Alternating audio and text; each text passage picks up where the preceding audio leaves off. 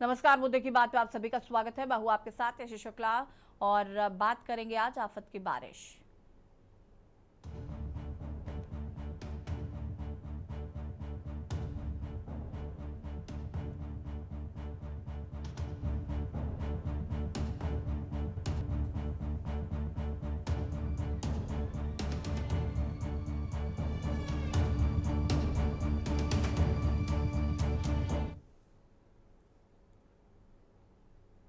उत्तर प्रदेश पर कुदरत का मानसूनी प्रहार शुरू हो चुका है।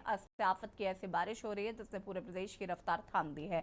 कानपुर की सड़कों से लेकर बांदा के पुलिस स्टेशनों तक और बाराबंकी के लबालब भरे खेतों से लेकर राजधानी लखनऊ के वीआईपी इलाकों तक हर तरफ सिर्फ पानी ही पानी नजर आ रहा है। मौसम विभाग ने उत्तर प्रदेश के लिए अगले कुछ दिन बेहद संवेदनशील घोषित कर दिए हैं। बंगाल की खाड़ी में बना कम दबाव का क्षेत्र अब एक शक्तिशाली डिप्रेशन में तब्दील हो चुका है। इसके प्रभाव से पूरे राज्य में मानसूनी हवाएं बेहद उग्र हो चुकी हैं। मौसम वैज्ञानिकों ने चेतावनी जारी की है कि 23 अगस्त तक पूरे प्रदेश, खासकर पूर्वी उत्तर प्रदेश में मूसलाधार से लेकर अति भारी बारिश का दौर जारी रहेगा। सबसे पहले बात करते हैं औद्योगिक नगरी कानपुर की, जहां सावन के 30 से सोमवार को मानसून ने ऐसा रौद्र रूप दिखाया जिसने शहर का पूरा जनजीवन बदल कर रख दिया है। शहरों में गिरता तापमान भले ही लोगों को राहत दे रहा हो, लेकिन ग्रामीण उत्तर प्रदेश से जो तस्वीरें सामने आ रही हैं वो दिल दहला वाली है। बाराबंकी के हैदरगढ़ तहसील स्थित त्रिवेदीगंज ब्लॉक में मूसलाधार बारिश ने तबाही मचा रखी है। लोनी गटरा थाना क्षेत्र की ग्राम पंचायत शिवनाम मजरा, नेवाजगंज और कान्हूपुर गांवों में सैकड़ों बीघा फसलें पूरी तरीके से जलमग्न हो चुकी हैं। खेतों में कई फीट पानी भरा है, जिससे किसानों की महीनों की मेहनत और पूंजी पानी में बहती नजर आ रही है। किसानों के चेहरों पर बर्बादी की चिंता साफ देखी जा सकती है। खेतों के साथ साथ गांवों को जोड़ने वाले मुख्य मार्ग कीचड़ और गहरे पानी से पट चुके हैं। ये वही मुख्य रास्ता है जिससे कई गांवों के लोग और स्कूली बच्चे गुजरते हैं। शिवनाम और कान्हूपुर के प्राथमिक विद्यालय और इंटर कॉलेजों में जाने वाले छात्र छात्राएं जान जोखिम में डालकर पानी में भीग कर जाने को मजबूर हैं। आम जनजीवन पूरी तरीके से अस्त व्यस्त है और ग्रामीण प्रशासन से तुरंत राहत की गुहार लगा रहे हैं। अब बात करते हैं बुंदेलखंड के बांदा जिले की, जहां से आई तस्वीरों ने प्रशासनिक दावों की पोल खोलकर रख दी है। बांदा के जमालपुर स्थित देहात कोतवाली परिसर पूरी तरह से पानी में डूब चुका है। थाने के मुख्य दरवाजों से लेकर दफ्तरों और पुलिस परिसर में घुटनों तक पानी भर गया है। फरियादी अपनी शिकायतें लेकर जब थाने पहुंच रहे हैं तो उन्हें गंदे पानी में से होकर गुजरना पड़ रहा है। सिर्फ फरियादी ही नहीं बल्कि ड्यूटी पर तैनात पुलिस अधिकारी और कर्मचारी भी पानी में चलकर काम करने को मजबूर हैं। कागजात बचाने और सरकारी संपत्ति को सुरक्षित रखने के लिए पुलिस कर्मियों को भारी मशक्कत करनी पड़ रही है। सवाल ये उठता है कि जब कानून व्यवस्था की हिफाजत करने वाली कोतवाली खुद जलमग्न है तो वहां के नालों और ड्रेनेज सिस्टम की सफाई का जिम्मेदार कौन है? आफत सिर्फ कानपुर, बांदा या बाराबंकी तक सीमित नहीं है। अगर हम पूरे उत्तर प्रदेश का मानसूनी नक्शा देखें तो हालात हर जिले से बिगड़ते जा रहे हैं। लखनऊ के वीआईपी इलाकों से लेकर पुराने लखनऊ के निचले इलाकों में पानी भर गया है। हजरतगंज, गोमती नगर और आलमबाग के कई हिस्सों में सड़कों पर जलभराव के कारण घंटों लंबा ट्रैफिक जाम भी देखने को मिला। संगम नगरी प्रयागराज और मोक्ष नगरी वाराणसी में गंगा और यमुना का जलस्तर तेजी से बढ़ रहा है। वाराणसी के गंगा के घाटों में आपस में संपर्क टूट चुका है और तटीय इलाकों में बाढ़ का खतरा मंडराने लगा है। गोरखपुर, बस्ती और गोंडा के तराई इलाकों में राप्ती, रोहिन और घाघरा नदियां उफान पर है। नेपाल के पहाड़ी इलाकों में छोड़े जा रहे पानी के कारण निचले गांवों में पानी घुसने का डर सता रहा है। मौसम विभाग और कृषि विशेषज्ञों का मानना है कि बारिश अगले 5 से 6 दिनों तक थमने वाली नहीं है। सीएसए के वरिष्ठ मौसम विशेषज्ञ डॉक्टर एसएन सुनील पांडे ने के अनुसार बंगाल की खाड़ी में बना डिप्रेशन और सक्रिय ट्रफ लाइन वातावरण में भारी नमी ला रहा है। मौसम विभाग का कहना है कि 18 और 19 अगस्त पूर्वी उत्तर प्रदेश के अधिकांश जिलों में भारी बारिश का अलर्ट। 20 और 21 अगस्त को मानसून का सबसे तीव्र रूप, कई जिलों में अति भारी बारिश का रेड अलर्ट और 22 और 23 अगस्त को रुक रुक कर मूसलाधार बारिश का दौर लगातार जारी रहेगा। आसमान से बरसता ये पानी दो अलग अलग तस्वीरें पेश कर रहा है। एक तरफ ये शहर के लोगों के लिए गर्मी से राहत है तो दूसरी तरफ हमारे अन्नदाता किसान और निचले इलाकों में रहने वाले आम नागरिकों के लिए आफत का सबब है। आखिर कब तक हर मानसून में हमारी नगर पालिकाएं, जिला प्रशासन और जल निगम की तैयारियां पानी में बहती रहेंगी? क्यों हर साल थाने, स्कूल और अस्पताल जलमग्न हो जाते हैं? बात आज इसी पर करेंगे। अलग अलग जिलों से हमारे संवाददाता इस पर हमारे साथ जुड़ेंगे।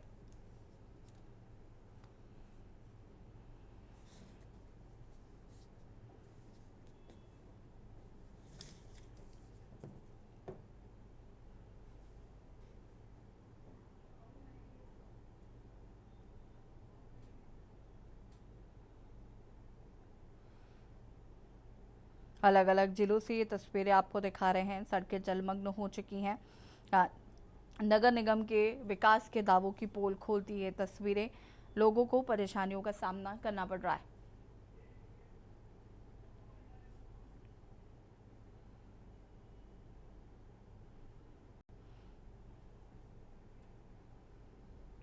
कहीं कहीं पर थानों में पुलिस जिस तरीके से थानों में जल भराव हो गया है, फरियादियों को अपनी समस्याएं लेके जाने में समस्याओं का सामना करना पड़ रहा है। अस्पतालों के अंदर कहीं कहीं पर पानी भर गया है। उत्तर प्रदेश के अलग अलग जिलों से इस तरीके की तस्वीरें आम हो गई हैं। कहीं ना कहीं जो प्री मानसून से पहले तैयारियां की जाती हैं वो कहीं ना कहीं सिर्फ और सिर्फ कागजों तक सीमित रहती हुई नजर आ रही हैं।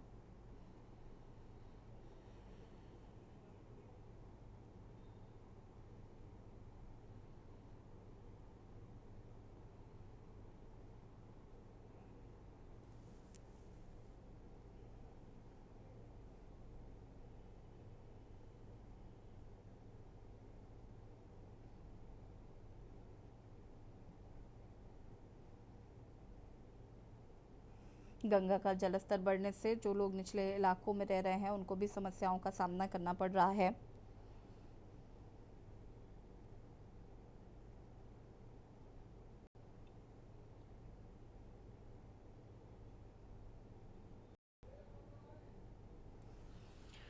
सुनील पांडे मौसम विशेषज्ञ हमारे साथ जुड़े हैं। अश्विनी कुमार संवाददाता लखनऊ से हमारे साथ जुड़ चुके हैं। राहुल त्रिपाठी संवाददाता बाराबंकी से हमारे साथ जुड़ चुके हैं। बंटी सक्सेना संवाददाता मुरादाबाद से हमारे साथ जुड़ चुके हैं। जयवीर मावी संवाददाता गाजियाबाद से हमारे साथ जुड़े हुए हैं।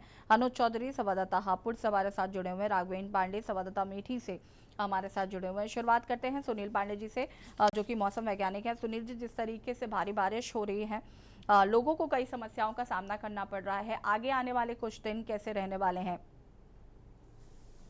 तरह से मानसून जो हमारी मानसून की टफ लाइन होती है वो इस समय अमृतसर, लुधियाना, मुरादाबाद, लखनऊ, वाराणसी, शाहजहांपुर के उत्तर पश्चिम बंगाल की खाड़ी की तरफ जा रही है।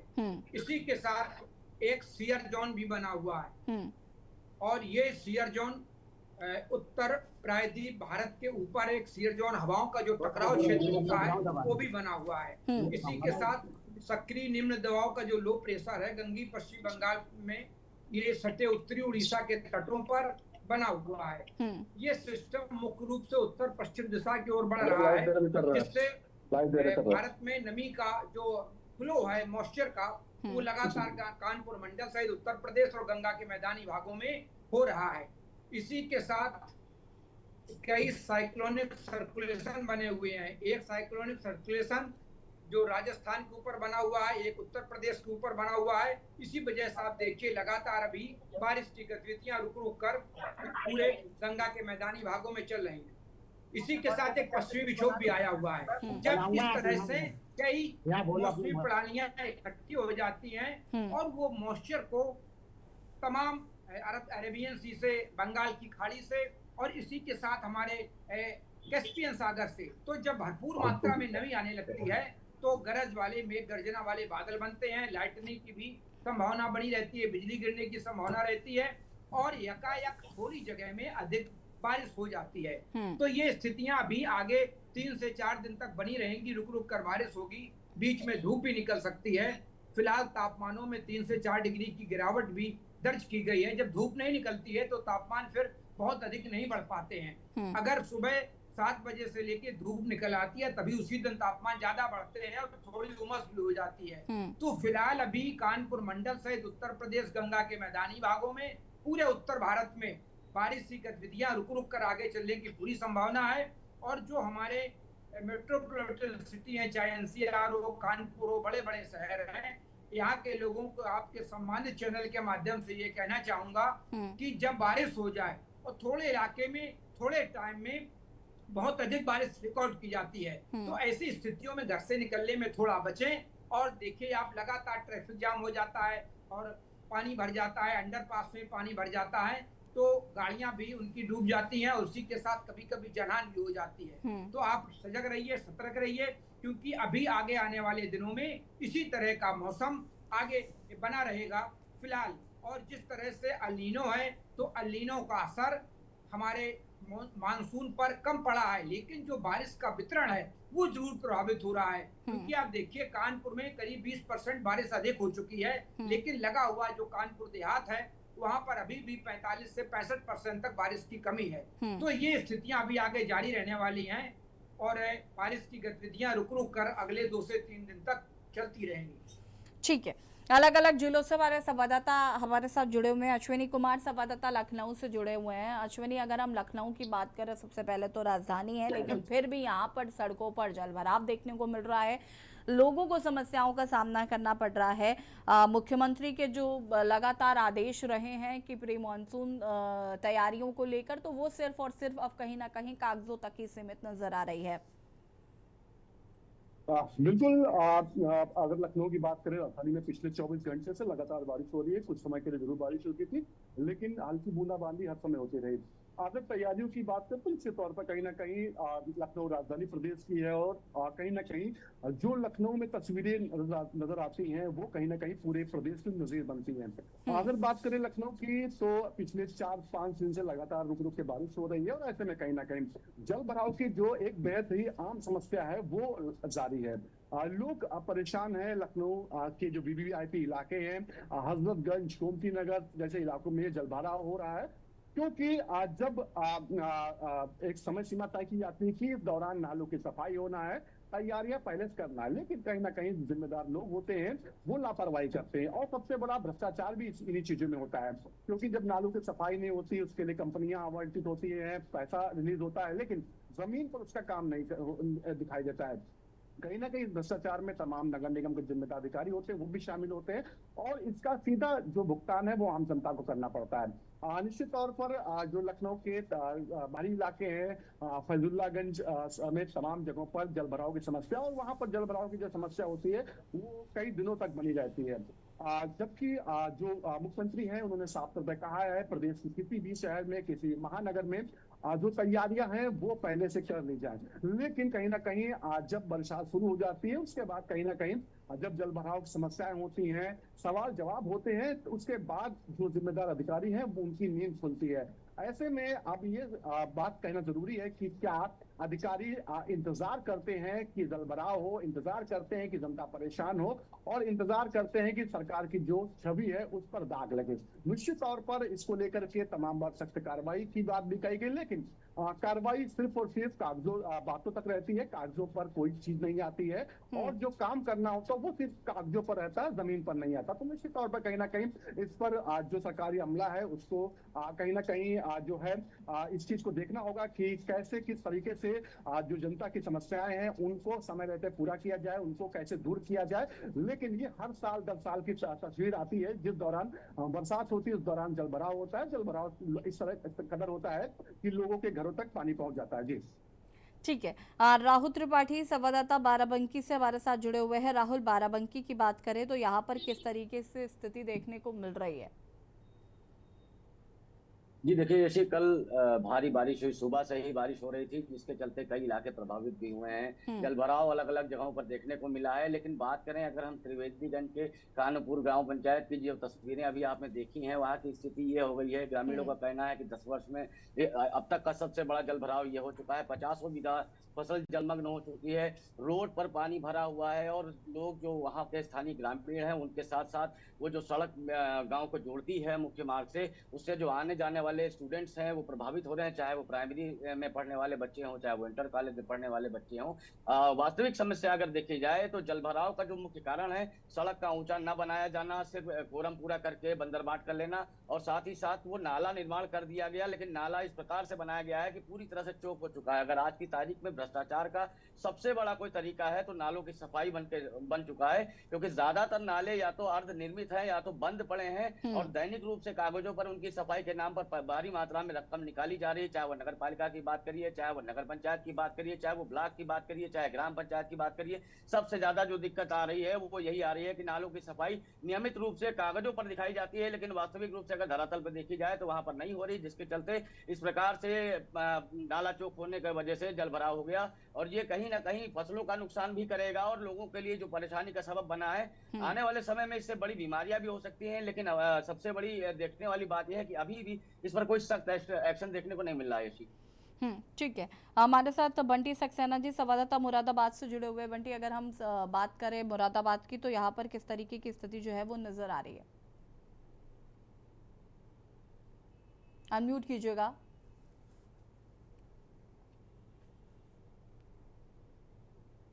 आ रही आवाज? जी मैं आपको बता दूं, ये पीतल नगरी है, ये मुरादाबाद का इंडस्ट्री एरिया है। यहाँ पर सारा पीतल का कारोबार किया जाता है।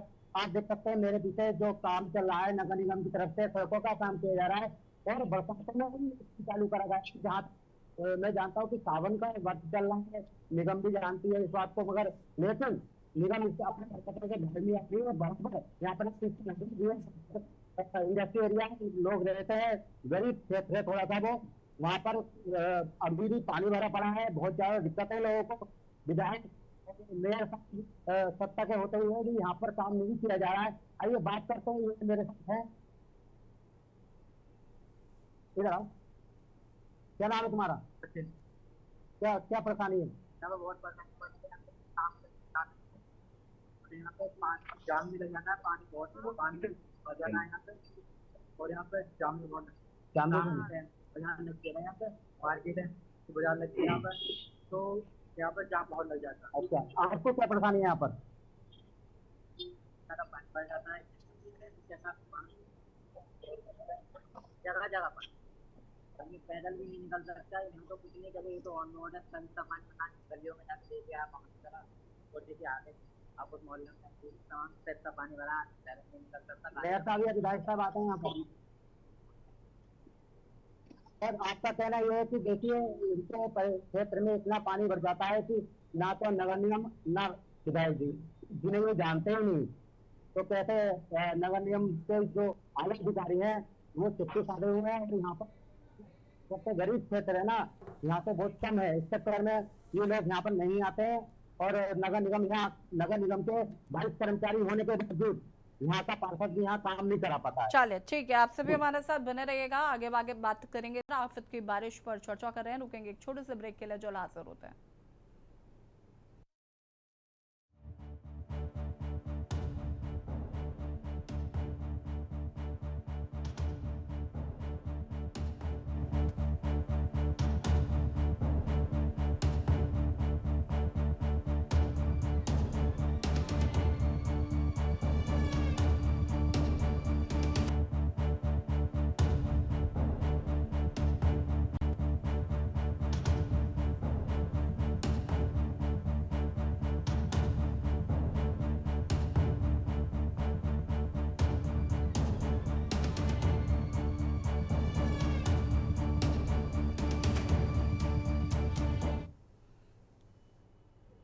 ब्रेक के बाद एक बार फिर से आप सभी का स्वागत है और बात कर रहे हैं आफत की बारिश 84 पर कर रहे हैं।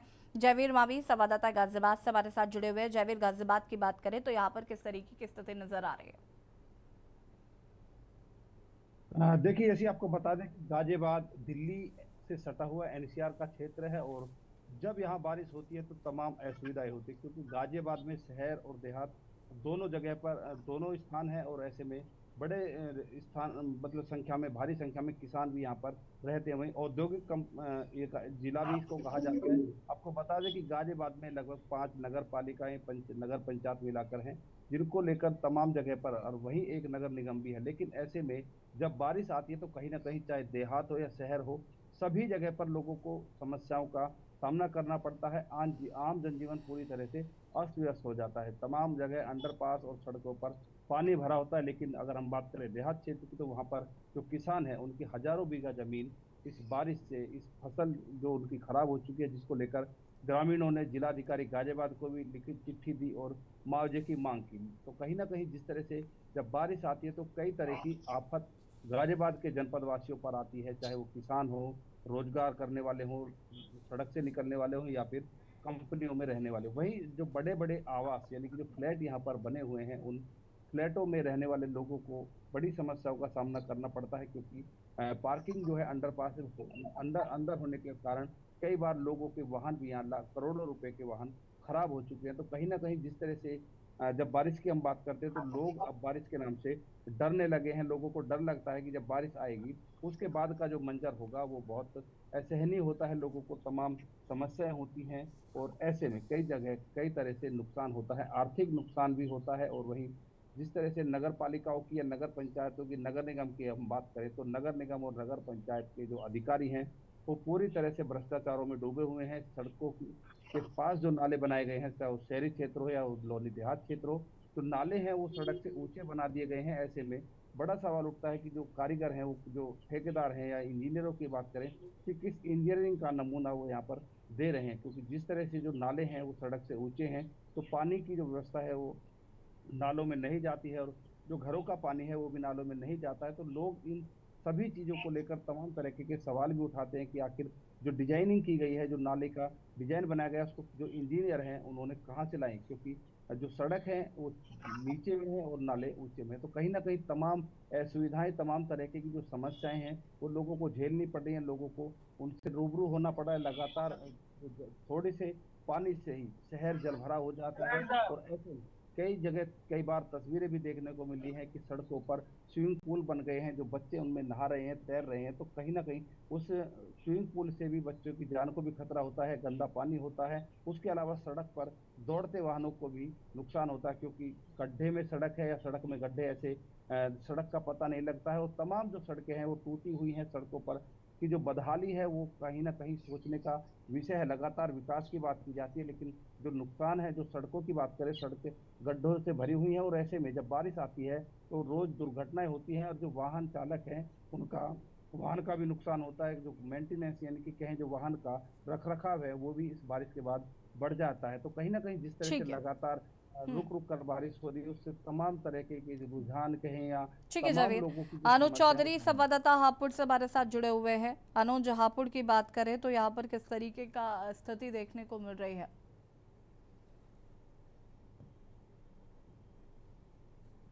आवाज मिल रही है?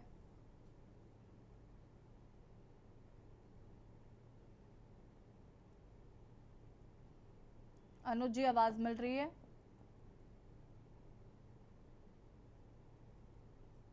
राघवेंद्र पांडे जी संवाददाता मेठी से जुड़े हुए हैं। राघवेंद्र, मेठी की बात करें तो यहाँ पर किस तरीके की स्थिति है? अनम्यूट कीजिएगा।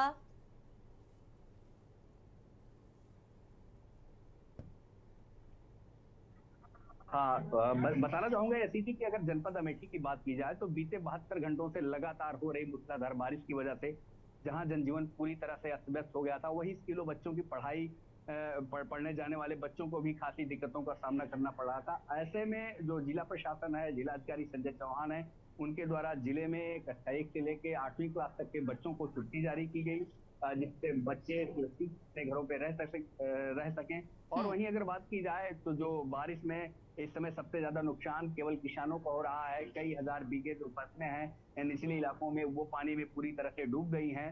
अगर वहीं शहरों की भी बात की जाए बारिश को लेकर के, तो जो विकास के नाम पे पैसे निकाले गए हैं, चाहे वो नगर पालिका जो है अमेठी की हो, चाहे जायस की हो, तो फिलहाल उसमें जगह जगह पे जो है जल भराव की स्थिति जो है वो लगातार बनी हुई है। और सबसे जो बड़ी स्थिति है, जो बड़े नाले हैं जिसमें छोटी छोटी नालियों का पानी जाना है, वो नाले भी चौक हो गए हैं। फिलहाल प्रत्येक वर्ष सफाई के नाम पे विभाग से पैसे जारी होते हैं, और जो टेंडर वाले हैं पैसे भी जो है उनको मिलते हैं, लेकिन बावजूद इसके अगर देखा जाए तो नाले भी चौक हैं, जगह जगह पे नालियां चौक हैं। यही अमेठी नगर पालिका में स्थित माँ का गर्भजून है, वहां तक भी जो है बारिश का पानी माँ के गर्भजून तक पहुंच जाता है।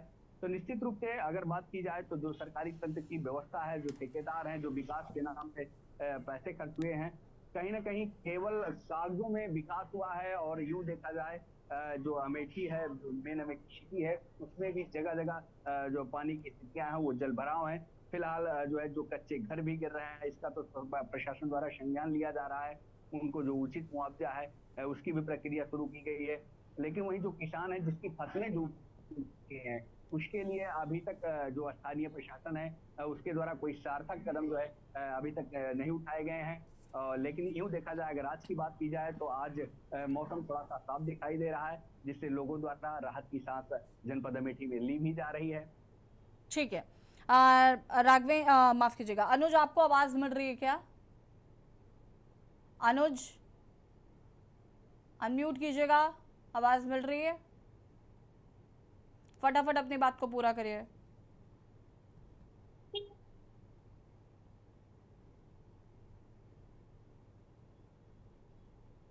मैम आवाज आ रही है मेरी? जी जी जी, फटाफट अपनी बात को पूरा करिए। जनपद हापुड़ की स्थिति बताई जाए तो जो सबसे ज्यादा बारिश से डरे हुए हैं वो गरीब आदमी, जो गरीब आदमी बारिश से डरे हुए लगातार बारिश पड़ती रहती है, कच्चे मकानों में रह रहे हैं, झोपड़ी झुग्गियों में रह रहे हैं, उन्हें बारिश से नुकसान पड़ता है। जब बारिश पड़ते हुए उन्हें मकान गिर गए हैं, मकान गिरने से उनको रहने को जगह नहीं है, अब प्रशासन उसमें लगा हुआ है, उनको मकान बनवा रहा है। सबसे मेन चीज़ है बच्चों को आने जाने में दिक्कत पड़ रहा है, जो रास्तों में जल भरा हुआ है, चाहे नगर पालिका हो या पंचायत साहब हो, पंचायतों में भी रास्तों में पानी भरा है। जो ठेकेदार हैं, तो ये लगातार पहले ही काम को सही कर दिया जाए तो ताकि जनता को राहत मिल सकती है। और इस बारिश से किसानों को भी बड़ा नुकसान देखना पड़ रहा है, जहाँ किसानों की खेती जो भूरी है उसको नुकसान बहुत ज़्यादा है फसलों में। ठीक है, आप सभी का शुक्रिया तमाम जानकारी साझा करने के लिए। और बात कर रहे थे आफत की बारिश, उत्तर प्रदेश में जिस तरीके से बारिश लगातार हो रही है, मौसम विभाग का अगले 2-3 दिनों के लिए भी अलर्ट जारी है। लेकिन सवाल ये है कि जो व्यवस्थाएं धरातल पर होनी चाहिए थी वो सिर्फ और सिर्फ कागजों तक ही सीमित नजर आ रही हैं।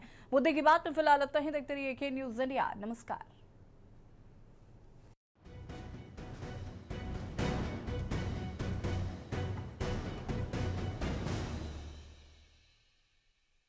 गोल्डी मसाले लाए हैं फ्रेश लॉक टेक्नोलॉजी, जो रखे मसालों को हर समय फ्रेश। गोल्डी मसाले